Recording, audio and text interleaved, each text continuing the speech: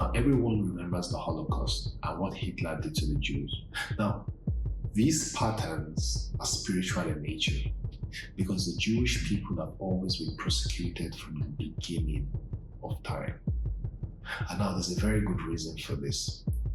And because the Bible tells us that the new temple is going to be built around the time when the Antichrist is going to come and claim rulership over the earth, we're going to begin to see the rulership of the world, which is done by three major figures.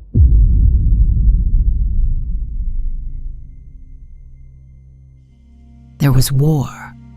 Not the war you know, not the war of borders and bloodlines and men who want what other men have built.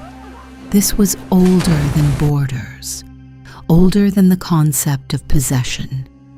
They had governed the structure of things since before the structure of things had been tested by anything that could resist it. And then something went wrong. Not all at once. Never all at once. The great fractures never announce themselves.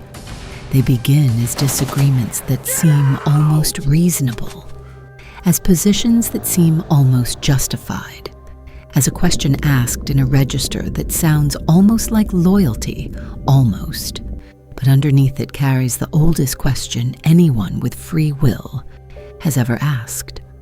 What followed has no human description adequate to it.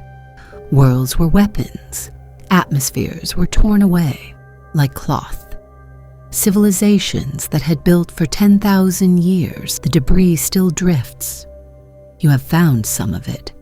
You named it the asteroid belt and built theories about its origin that almost reached the truth and then stopped because the truth was too large and too old and too strange for the framework scientists are using to contain it.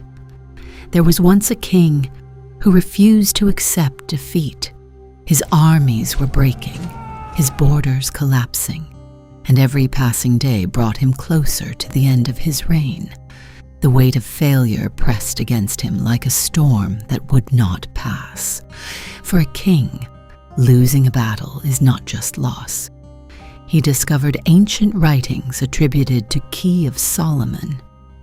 These were not teachings meant for kings or soldiers.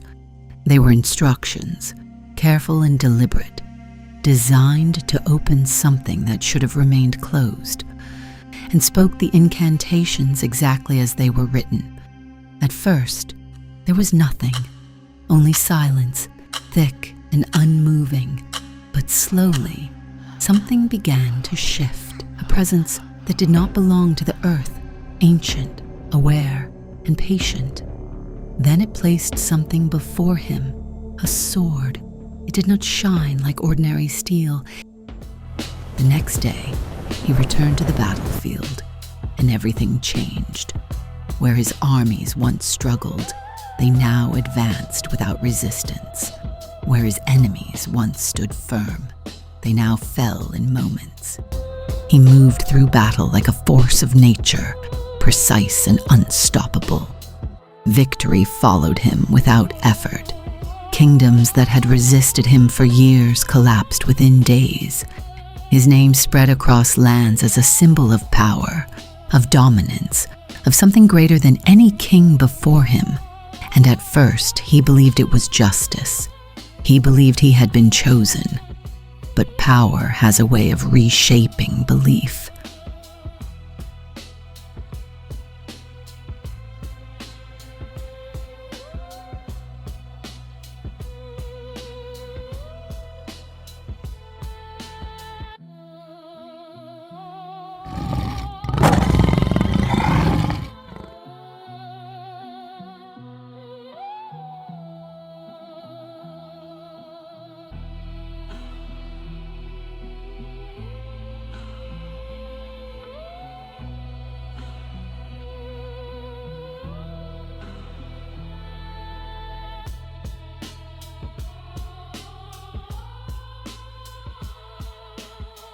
The great event which is coming has to do with three men.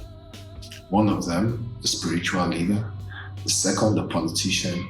And the last has to do with a cosmic mind, that is AI, AGI, which will become a sentient being, able to think on its own, able to give answers, solve problems. And people will begin to rely more and more on AGI because it would know everything at an instance. Evolution is going on right now, and human beings are evolving into cyborgs because we take our phones everywhere we go.